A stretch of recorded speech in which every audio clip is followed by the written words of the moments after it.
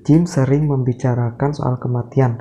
Menurutnya, para pengikutnya harus siap mati kapan saja, termasuk bunuh diri sebagai bentuk revolusi atas rentetan ketidakadilan di dunia ini.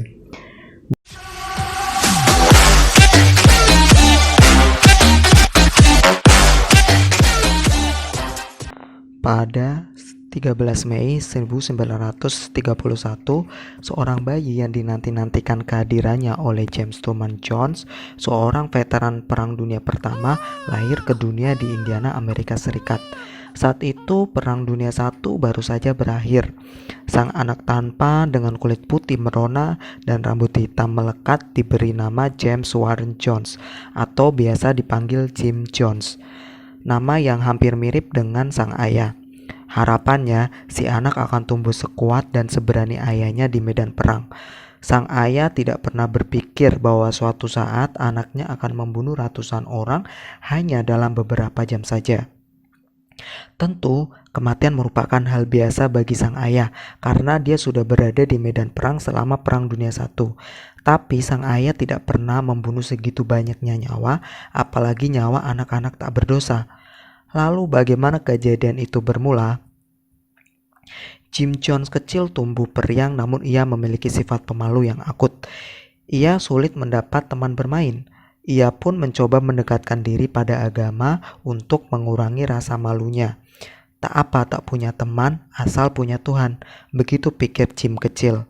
Meski begitu, keanehan-keanehan terjadi pada Jim kecil. Ia sering terobsesi dengan kematian. Apa karena ayahnya seorang veteran yang sering melihat orang-orang meninggal? Entahlah. Ia sering mengadakan pemakaman hewan-hewan kecil seperti kelinci, anjing, tupai, kucing, dan lain-lain di perkarangan rumahnya. Ia juga sering kepergok menikam kucing lalu menguburnya dengan ritual, selayaknya pemakaman manusia pada umumnya. Setelah tumbuh remaja, Jim Jones menaruh minat pada Stalin, Marx, Mao, Gandhi, Bokin. Ia lebih condong ke sosialis komunis, berbeda dengan ayahnya yang sangat liberal kapitalis. Beda ayah, beda anak. Mereka sering berdebat. Pernah, Jim mengajak teman kulit hitamnya main ke rumah, namun ditolak mentah-mentah oleh sang ayah. Ayahnya ini cukup rasis dan memandang rendah kaum kulit hitam. Hal itu cukup wajar di Amerika Serikat karena politik anti kulit hitam sedang diminati pada waktu itu. Meski ayahnya seorang veteran perang, bukan berarti hidup Jim Jones akan mulus-mulus saja. Apalagi depresi ekonomi sedang melanda Amerika Serikat pasca terseok-seok dengan Perang Dunia I. Nasib bahtera rumah tangga orang tuanya pun oleng. Orang tua Jim pun berpisah. Sudah jelas si Jim memilih ikut dengan ibunya, lalu pindah ke Raymond, Indiana, sampai ia menamatkan pendidikan menengah atasnya. Ia meraih predikat sangat memuaskan. Itu artinya Jim remaja dikenal cukup cerdas dan kritis. Setelah itu, Jim melanjutkan pendidikan sarjananya di Indiana University Bloomington. Ia juga menikah dengan seorang perawat cantik jelita bernama Marceline Baldwin. Jim semasa mudanya sangat tertarik dengan Eleanor Roosevelt yang sering berkampanye anti-diskriminasi terhadap orang Afrika Amerika kulit hitam. Ia sangat anti terhadap rasisme dan menyuarakan kesetaraan semua ras. Pada tahun 1951, Jim dan sang istri pindah ke Indianapolis. Di sanalah ia mendirikan sebuah sekte yang diberi nama People's Temple. Jim menggabungkan paham Kristiani dengan ideologi sosialis komunis. Jim sering mengampanyekan persamaan ras dan anti terhadap diskriminasi kulit hitam oleh kulit putih. Idenya diterima banyak orang, namun karena Amerika Serikat menganut paham liberal, posisi Jim sedikit terancam. Ia tidak peduli, toh idenya masih diterima di masyarakat secara luas. Pada tahun 1960-an, wali kota Indianapolis, Charles Boswell, menunjuk Jim sebagai Direktur Human Rights Commission. Bayangkan, seorang direktur kemanusiaan, tapi kok malah melanggar kemanusiaan terbesar di kemudian tahun. Jim ini sering direndahkan sewaktu menjabat sebagai direktur. Ia diminta untuk tidak terlalu militan dan menonjol. Ide-ide Jim dianggap berlebihan. Ia berusaha mengintegrasikan gereja, restoran, tempat hiburan, kepolisian, rumah sakit, dan bioskop karena selama ini banyak tempat-tempat umum seperti itu dipisahkan antara warga kulit hitam dan warga kulit putih. Warga kulit hitam sering tidak mendapatkan haknya di tempat-tempat itu. Lain cerita dengan warga kulit putih yang selalu dinomorsatukan. Jim diolok-olok oleh warga Indiana pendukung politik rasis anti kulit hitam. Bahkan ada yang sampai melemparkan kucing mati ke depan rumah Jim sambil mengancamnya lewat telepon. Bayangkan, sudah berniat-niat melakukan kebaikan tapi justru malah direndahkan. Mungkin dari sinilah kejiwaan Jim mulai tergoyang. Dari Brazil hingga ke California, Jim lalu pindah ke Brazil untuk menyebarkan ide-ide antirasial dan diskriminasi. Jim bersama keluarganya menyewa rumah sederhana di Belo Horizonte, Brazil pada tahun 1962.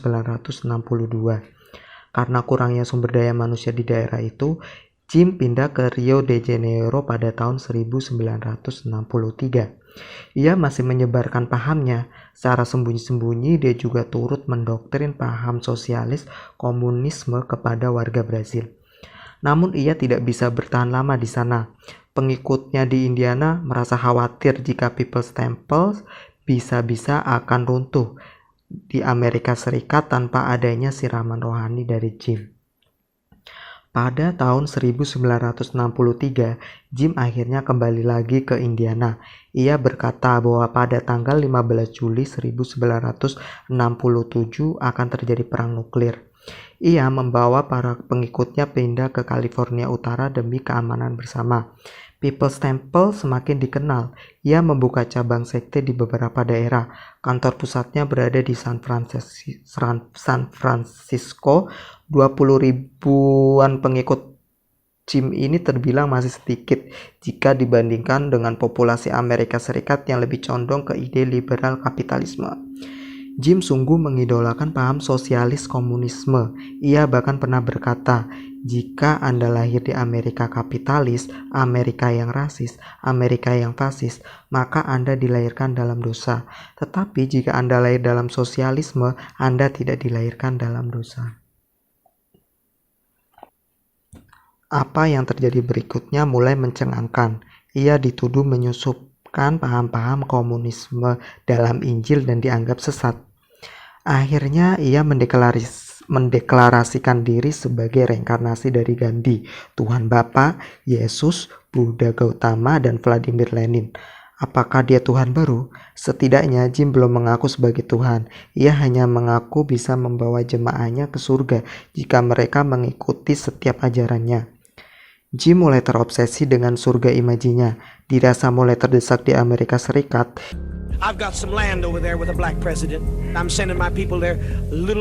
Ia lalu pindah ke Guyana, salah satu negara di Amerika Selatan bekas koloni Inggris. Sebagian pengikutnya rela meninggalkan kampung halaman mereka untuk pergi ke surga buatan Jim di Guyana. Dari sinilah keanehan-keanehan itu mulai terjadi. Namun kenapa pengikutnya masih tetap setia pada Jim yang jelas-jelas menyimpang dan bahkan sudah dicap sekte sesat? Ini mungkin karena Jim punya harisma yang mumpuni. Jim dewasa, memiliki paras idaman para wanita. Pidato-pidatonya menggugah karena Jim pandai bersilat lidah dan berorasi. Jim pandai merangkai kata dan menghipnotis siapa saja yang mendengarnya. Soal persamaan dan kesetaraan. Kalau saya dengar, pidatonya hampir mirip dengan Soekarno yang menggebu-gebu dan memiliki daya tarik tersendiri. About planning your death for the victory of the people, for socialism, for communism, for black liberation, for oppressed liberation. The Japanese, they're not going to round us up like the Indians. No, no, no, no, no, no, no. Babak baru Jim di Guyana dimulai. Jim akhirnya mendirikan surga imajinya di daerah terpencil di hutan belantara di Guyana, sekitar ratusan kilometer dari pusat kota Jordan. Beberapa rumah sederhana dibangun melalui sebuah program yang bernama People's Temple Agricultural Project. Untuk sampai ke sana dibutuhkan transportasi khusus karena letaknya yang benar-benar terpencil dan medan yang sulit dijangkau. Ini sempurna bagi Jim. Ia bisa menyebarkan idenya tanpa diganggu oleh orang-orang kulit putih yang dianggapnya sering rasis dan diskriminatif terhadap warga kulit hitam. Di surga imajina itu, warga kulit hitam dan kulit putih hidup berdampingan. Meski begitu, warga kulit hitam tetap menjadi mayoritas. Melalui riset dari San Diego State University, 68% pengikut Jim di Johnstown adalah warga kulit hitam, 24% kulit putih, 5% campuran, dan 3% lainnya. Di Johnstown, Jim mengedepankan aspek-aspek kesetaraan, sungguh tempat idaman bagi mereka yang rindu akan perdamaian tanpa membeda-bedakan perbedaan kulit, ras, dan bahasa. Tapi semuanya berlalu sangat singkat. Ide-ide Jim mulai rancu. Ia melarang kegiatan seksual meski bagi pasangan sah suami istri. Mereka pun harus bekerja setiap hari di hutan belantara itu, seperti membuat rumah, memasak, dan pekerjaan berat lainnya, tidak peduli wanita atau pria. Jim juga memberikan ruang bagi para pengikutnya. Jim tidak memberikan ruang bagi para pengikutnya untuk berdebat. Semuanya harus sepakat dengan apa yang dikatakan oleh Jim. Ia menempatkan para pengawas di beberapa titik agar pengikutnya tidak kabur. Selain itu, ia sering memberikan kode White Knight.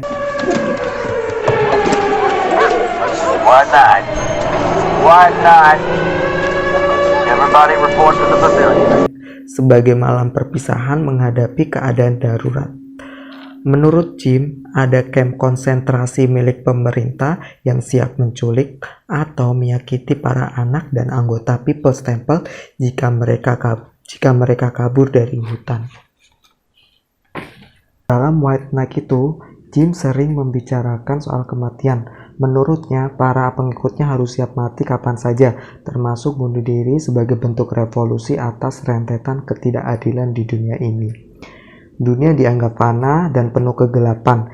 Jim yakin akan mampu membawa pengikutnya ke surga abadi tanpa adanya rasa sakit. Pada tanggal 17 November 1978, anggota Kongres Amerika Serikat terbang dari Amerika untuk melakukan investigasi mendalam terkait sekte People's Temple. Mereka membawa rombongan media untuk meliput. Hari itu, di atas pesawat kecil, mereka tidak sadar bahwa malaikat maut menggiring perjalanan mereka. Ryan, anggota Kongres itu mengunjungi hutan Johnstown sambil diawasi oleh Jim. Waktu itu, sinar mentari menyengati kulit putihnya. Ryan mulai sadar bahwa ada yang tidak beres di surga buatan Jim itu. Namun, Ryan tak bisa berbuat banyak karena tidak semua rombongan dari Amerika Serikat diizinkan untuk masuk ke hutan. Lalu pada malam harinya, baru para rombongan lainnya menyusul dan diizinkan. Mereka disambut dengan pesta hangat. Para anggota People's Temple menari dan tertawa bersama seolah-olah tidak ada sesuatu yang aneh terjadi di situ. Jim sudah menyiapkan semuanya agar semuanya terlihat baik-baik saja. Toh para pengikut Jim berbahagia malam itu. Salah satu anggota People's Temple menyisipkan sebuah catatan kepada Ryan. Dia menulis, "Tolong bantu kami keluar dari Johnstown." Ryan membaca catatan itu sebagai sebuah tanda bahwa ada sesuatu yang disembunyikan di hutan, tapi Ryan kurang bukti. Malam itu, selepas pesta, sebagian rombongan dari Amerika menginap di hutan Johnstown, sebagian lagi ke kafe di Port Kaituma dekat landasan udara kecil. Lagi-lagi, Jim sangat cemas akan kedatangan rombongan itu. It's really a pleasure to be here. I really appreciate the hospitality you've shown me already. My work here is important to me. I know it's very important to you too. I hope to be through here tomorrow sometime. In the meantime, you're obviously having a very good time tonight. I don't want to spoil any more with political speeches. Just let me say thank you on behalf of my staff, on behalf of the press who are here, on behalf of the relatives who are in here now, for hosting us here this evening. We really appreciate it. Thank you so much. Keesokan harinya, pada tanggal 18 November 1978, rombongan membawa hasil yang kurang memuaskan. Mereka berencana kembali ke Amerika Serikat, berharap banyak anggota People's Temple dari Amerika Serikat ikut pulang ke AS, namun sulit bagi mereka keluar dari hutan karena Jim tidak mau itu terjadi. Lagi pula, Ryan menganggap para anggota People's Temple akan baik-baik saja. Pohon-pohon rindang menyambut rombongan kongres dan jurnalis. Truk sampah kecil membawa mereka keluar dari hutan belantara. Suara serangga dari balik hutan terdengar cukup jelas. Kamera video merekam setiap momen perpisahan itu. Mereka melihat mata anggota People's Temple yang penuh harap-harap cemas. Ryan harus tergowo. Di balik hati terdalamnya, ia akan kembali lagi ke Johnstown, membawa warga Amerika Serikat yang masih terjebak di Johnstown untuk pulang karena beberapa dari mereka kabur dari keluarga tanpa memberikan kabar. Nasib berkata lain. Ketika rombongan tiba di landasan udara, mereka menunggu pesawat kecil yang akan membawa mereka ke pusat kota Georgetown sebelum akhirnya naik pesawat besar ke Amerika Serikat. Sambil menunggu, wartawan masih memegang kamera merekam pemandangan di sekeliling landasan udara. Mereka sudah tidak sabar untuk pulang ke Amerika Serikat. Tak apa menunggu beberapa jam, asalkan ada pesawat yang membawa mereka pulang. Mereka maklum karena daerah situ memang sulit diakses. Ketika pesawat standby untuk terbang, beberapa orang yang naik di atas truk datang dari arah hutan sambil membawa senjata laras panjang. Mereka menembaki satu persatu rombongan. Beberapa orang mencoba mencari tempat perlindungan di balik badan pesawat. Ada pula yang lari terbirit-birit ke sisi hutan. Timah panas mengudara, seperti adegan-adegan di film saja. Ryan tak percaya kejadian itu akan terjadi. Seharusnya ia sadar beberapa saat yang lalu ada anggota People's Temple yang melukai dirinya dengan pisau. Seharusnya ia kabur di saat itu juga, dan seharusnya ia tak pernah datang ke Johnstown jika tidak membawa pasukan militer AS yang dikenal tangguh. Ryan dan rombongan pasrah. Mereka tidak membawa alat pelindung diri. Mereka juga tidak membawa pistol untuk melawan balik para penyerang. Tujuan Ryan adalah misi perdamaian, bukan misi pemberontakan. Nyawa tak bersalah tergeletak di landasan udara, termasuk Ryan, kameramen NBC, dan beberapa anggota lainnya. Padahal Ryan tidak ada maksud menggambarkan Johnstown tempat yang sangat buruk. Ia tidak seperti yang dipikirkan Jim. Ia berpikir Ryan akan menjelek-jelekkan anggota People's Temple dan menghakiminya di penjara di kemudian hari. Sementara itu, di hutan Johnstown, Jim sudah membulatkan tekad. Inilah saat yang tepat baginya untuk meninggalkan dunia yang fana bersama para pengikutnya. Ia tidak ingin pergi sendirian. Ia mengajak anggota bersama-sama meninggalkan dunia yang fana. White Knight. White Knight. Minuman dicampur dengan racun paling mematikan.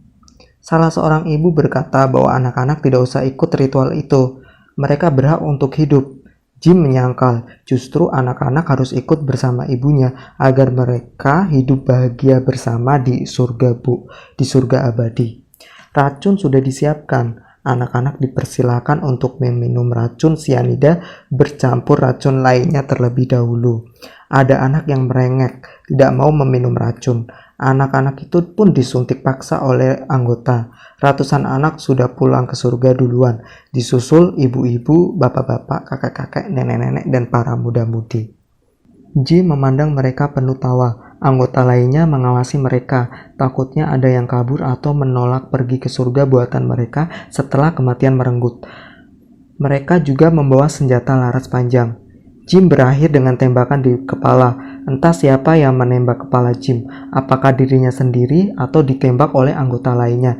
Tidak ada yang tahu. Sementara itu, di tempat lain, istri Jim mengikuti perintah Jim. Di sebuah rumah berlantai 2, istri Jim mengajak anak-anak angkatnya masuk ke dalam kamar tidur. Mereka dibantai semua oleh sang ibu dengan pisau dapur. Nasib baik dialami oleh salah satu anak angkatnya yang masih remaja yang sedang dalam pertandingan basket. Anak itu selamat dari pembantaian dari ibu tiri mereka. Ibu tiri juga ikut-ikutan bunuh diri, melaksanakan perintah dari sang suami di hutan Johnstown. Ratusan nyawa tergeletak di sepanjang tempat eksekusi. Mereka tertidur di atas tanah untuk selama-lamanya. Ada 900 orang meninggal di sana dalam kepahitan racun. Tak ada yang menyangka kejadian memilukan seperti itu bakal terjadi. Nasib baik dialami oleh seorang nenek. Dia bersembunyi di bawah tempat tidur. Begitu ia keluar, ia melihat lautan nyawa tergeletak sia-sia di atas tanah. Barangkali itulah pengalaman paling memilukan selama hidupnya. Ada pula seorang ibu muda yang kabur. Ia berhasil meninggalkan sang suami dan sang anak. Ia menjadi saksi berharga atas peristiwa paling kelam dalam hidupnya itu, karena saudara-saudaranya juga ikut-ikutan bunuh diri. Penelitian dan investigasi di atas tanah Johnstown masih terus berlanjut sampai sekarang. Siapa tahu ada temuan baru di dalamnya, termasuk soal meninggalnya pemimpin mereka. Apakah Jim tewas ditembak karena mencoba kabur, atau ia menembak kepalanya sendiri setelah semua anggotanya tewas? Jim mendengar kata itu, orang-orang mungkin akan muak. Di sisi lain, Jim sebenarnya juga korban atas ketidakadilan dunia. Jim harus mengalami masa kecilnya tanpa belas kasih dari sang ayah. Jim kecil melihat langsung betapa tidak adilnya Amerika Serikat saat itu. Jim yang mencoba berbuat baik malah diintimidasi sampai kejiwaannya goyah. Andai saja Jim ini tidak neko-neko, dan seandainya Jim ke psikiater atau psikolog lebih dini, mungkin ia akan kembali ke jalan yang lurus. Dunia memang tidak adil, namun bukan berarti melawan ketidakadilan dengan ketidakadilan lainnya, seperti yang Jim lakukan. Well, ide Jim soal anti-diskriminasi saya setuju. Ia membawa ide anti-rasisme. Ia juga membuat pelayanan sosial seperti mendirikan panti asuhan, kebun pertanian untuk warga disabilitas, dan mengangkat anak dari berbagai warna kulit. Idenya sangat bagus, namun ide-ide itu tidak dikolaborasikan dengan baik, malah ditambah dengan ide-ide gila lainnya. Semoga Jim tersadar di atas sana bahwa pengadilan Tuhan nyata adanya, dan semoga 300-an anak kecil pengikut Jim yang dipaksa bunuh diri dan tak tahu apa-apa diterima di sisi Tuhan. Mereka adalah malaikat-malaikat kecil di surga, dan tentu saja semoga diskriminasi atau rasisme brutal tidak pernah menyelimuti dunia lagi. Kita semua sama-sama manusia, sama-sama butuh belas kasih dan perlakuan yang adil dari sekeliling. Tak peduli mau warna apa kulit kita, bahasa kita, dan kondisi tubuh kita. Terima kasih.